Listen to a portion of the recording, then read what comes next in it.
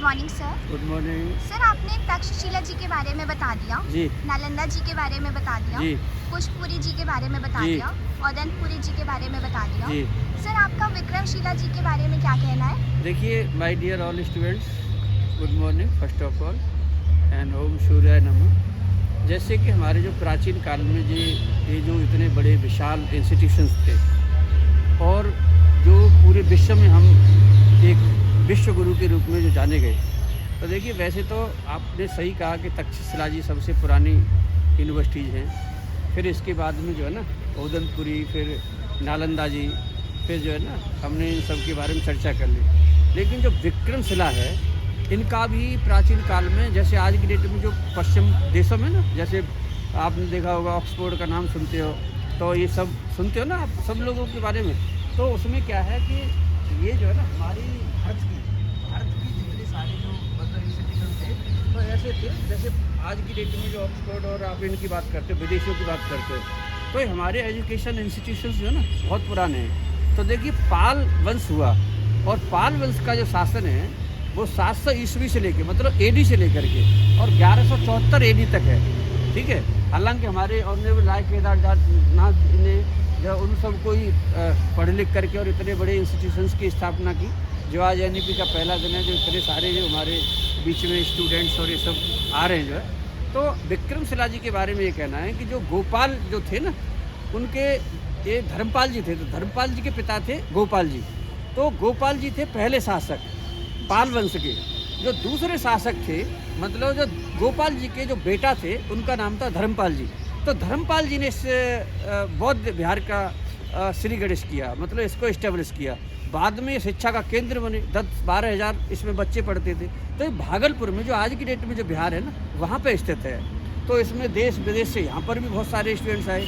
हमारे honourable prime minister of India ji ने जब 2014 में जब प्राइम मिनिस्टर बने तो इसके लिए कहा कि भाई इसको भव्य बनवाएंगे, तो 500 करोड़ रुपया भी इसका मतलब रखा और कहा गया कि 500 एकड़ ज़मीन बिहार सरकार देगी। लेकिन वो चलता रहा, 2014 गया, 15 गया, 16 गया, 17 गया, 18 गया, 19 गया, 20 गया, 21 में फिर एक इंस्पेक्शन कमेटी हुई कि भाई इसे विश्वविद्यालय क्या हुआ।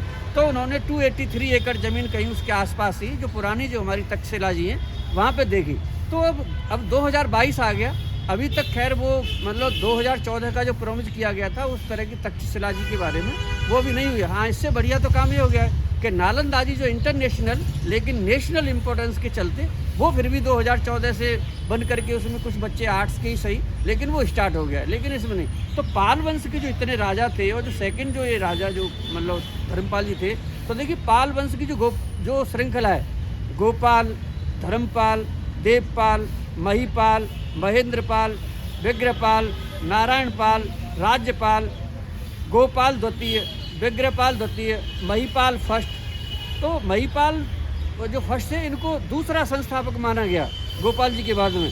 फिर नयनपाल, सूरजपाल, रामपाल, कुंवरपाल, इनका नाम वैसे कुमारपाल है, कुमारपाल, गोपाल द्वितीय, मदनपाल और अंतिम जो इसके राजा थे जो है वो थे गोविंदपाल, जो कि 1174 में मतलब इनका रहा। और बच्चों जो ये इतने बड़े इंस्टीट्यूशन से ये बख्तियार खिलजी नाम का पता नहीं कहाँ से तुर्की आ गया और इसने जितने जो बौद्ध विहार थे उस समय की जो यूनिवर्सिटी है जो उसने एक एक को चुन चुन के, चाहे वो नालंदा जी हैं, चाहे वो तक्षशिला जी हैं, चाहे वो औदनपुरी जी हैं, चाहे मतलब रत्नागिरी जी और मतलब ललितगिरी जी, ये जितनी सारी जो इंस्टीट्यूशन थे जो बौद्ध विहार थे उसने चुन चुन करके इनको मतलब तहस नहस किया।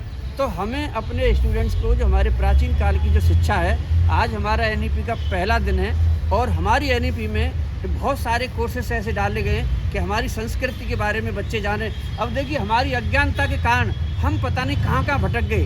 हमारे मतलब प्राचीन काल में जो बिहार का देखोगे तो मगध और उससे भी जो है ना वो पूरा का पूरा जो है बंगाल राज था, जो आज की डेट में बंगाल जो देश भी है ना वो भी बंगाल से निकला, पश्चिमी बंगाल फिर हुआ, फिर इसके बाद बिहार निकला, फिर उड़ीसा जी निकला। आप इसका अगर मतलब देखेंगे तो शिक्षा के क्षेत्र में पूरे वर्ल्ड में इनका सबसे ज़्यादा नाम था। तो हमें अपने स्टूडेंट्स को अपनी जो सांस्कृतिक धरोहर है, हमारी जो किस तरह की शिक्षा व्यवस्था थी, हम पूरे विश्व में क्यों एक गुरु के रूप में जाने जाते थे, तो आपको इनको पढ़ने से पहले ये देखना जरूरी है कि हमारे जो एजुकेशन इंस्टीट्यूशन थे पूरे भारतवर्ष में वो कहाँ पढ़ते। तो आज हमने जो है बात की आपसे विक्रमशिला जी के बारे में, जो बिहार में है, भागलपुर डिस्ट्रिक्ट के पास में है, और सेंट्रल गवर्नमेंट भी चाहती है इसको दोबारा से बनाया जाए। तो आपको इसके बारे में पढ़ना चाहिए। और इन्हीं शब्दों के साथ आप सब जो स्टूडेंट्स हैं, नए जो सेमेस्टर के, जो फर्स्ट सेमेस्टर के आए हुए हैं, NEP के इनके जो एडमिशन्स हुए, इन सब को बहुत बहुत मुबारक। और आपसे भी अपील, जितने सारे पुराने स्टूडेंट्स हैं, कि नए स्टूडेंट्स को बताएं और उनको अपनी संस्कृति और सभ्यता के बारे में उन्हें अवगत कराएं। इन्हीं मंगल शब्दों के साथ सबको नमस्कार और सबको बताइए। Thank you. Thank you sir.